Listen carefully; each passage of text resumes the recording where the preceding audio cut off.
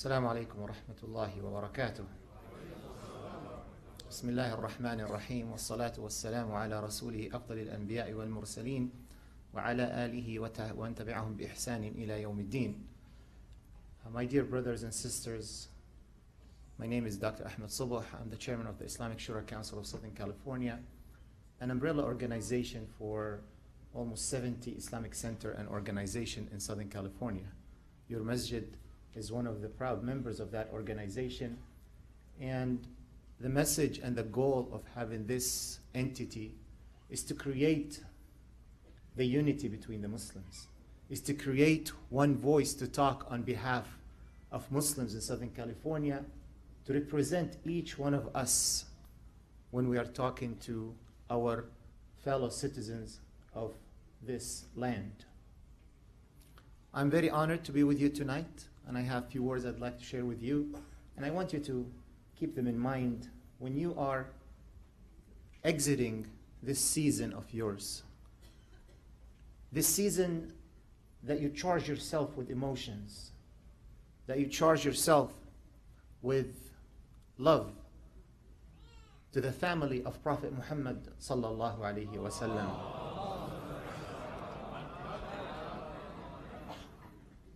You should try your best to take that charge of emotions and love and let you go for the rest of the year, and use it to do something good with it. Our Quran says very clearly, as a command from Allah subhanahu wa ta'ala to our Prophet, فَقْصُصِ الْقَصَصَ لَعَلَّهُمْ يَتَفَكَّرُونَ. O Muhammad, narrate the stories so maybe they will think, they will contemplate. Every single story in the Quran has a lesson behind it, has a benefit behind it. Allah subhanahu wa ta'ala would not have wasted 1/3 of his book just for entertainment. One of the famous stories that all of us know, I'm sure even the young kids here know it, is the story of Prophet Nuh. Story about a disaster that's about to happen, that the believers are facing, which is the flood. Now when we read that story, we look at it as a story for children. He had animals, he built a ship and all that. We forget that the flood that Nuh was facing and his people is a lesson for us and preparing for us for the floods that we're going to face in our lives.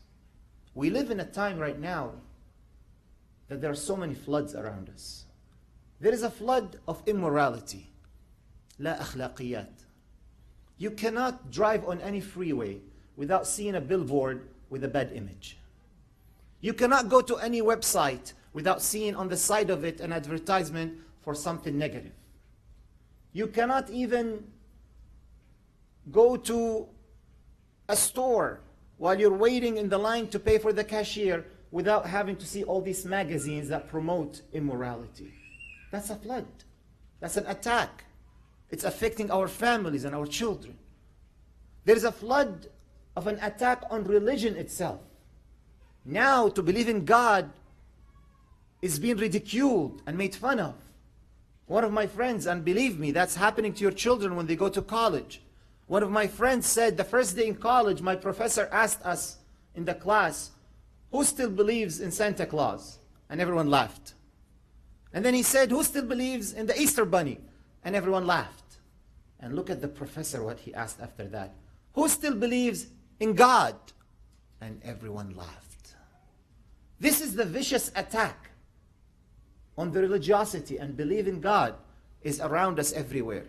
The amount of young generation who are claiming not to believe in Allah is increasing, and even among our community. So that's a flood.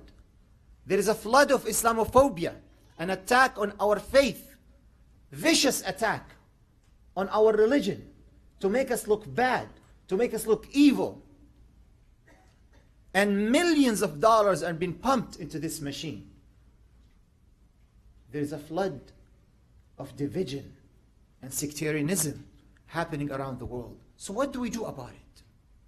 The answer is from the story of Nuh alayhi salam. What did Nuh do to face the flood? Yes, He built an ark. He built a ship. We have to build a ship. We have to build an ark. Now, don't misunderstand. I'm not asking you to be a ship maker and go to the beach and start making ship. The ship that we're talking about is the unity. It's the brotherhood and sisterhood among our community members. It is sad to see people say, oh, he's an Arab. He's a Daisi. He's Irani. He's Iraqi. He's Sunni. He's Shi'i. That is sad. We should break it. We should get rid of it. And we should try our best to build that ship that will take us to the shores of safety through these vicious attacks that are happening about us. The challenges are so many, and one alone cannot face it. Prophet Muhammad sallallahu alaihi wasallam said,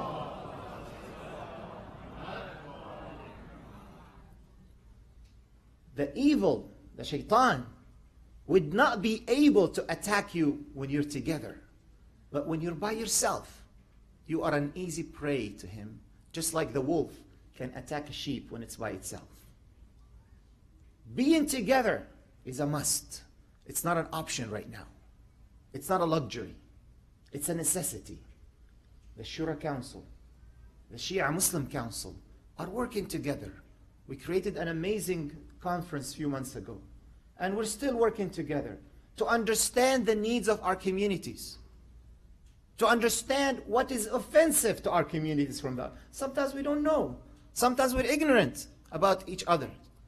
So we learn from each other what is best to be handling each other. So how do we build this ship? How do we build these things? How do we build this unity? Number one, we have to learn about each other. Many among the Sunni community don't know what happens in Muharram. Don't know what happens. Don't know the feelings and the emotions that are in your community during this time of the year. And out of ignorance, they might say things that might be offensive. It's our job to educate, to teach.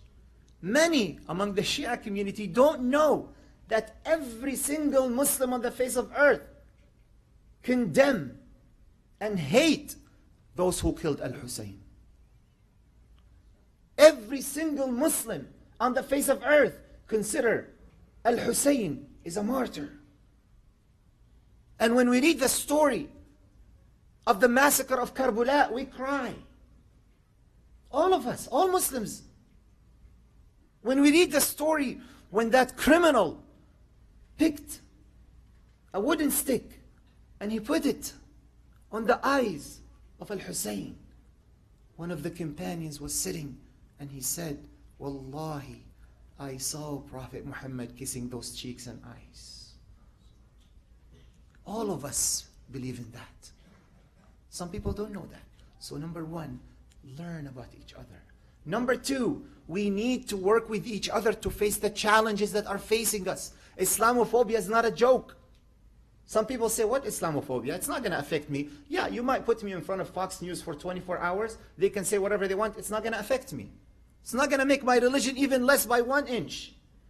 But imagine a 12-year-old girl who was born and raised in America, who only gets her Islamic education on Sunday school or Saturday school. What do you think she's going to feel when kids in her school are bullying her and saying things bad about her religion? How is her faith is going to be?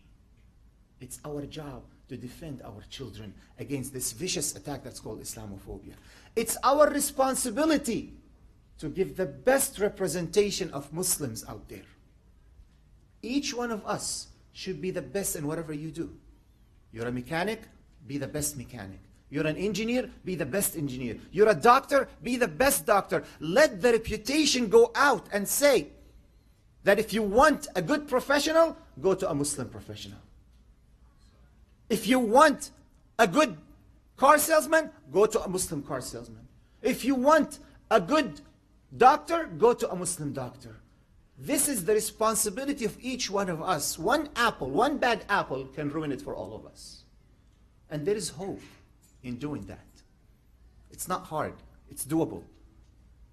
About 10 years ago, I was in my office. An old lady walked in and she said, "Doctor, are you Muslim?" I said, "La hawla wa la quwwata." Here we go again. Yes, I am Muslim. Old lady, white Caucasian, Christian. After I said, yes, I am Muslim, she said, good.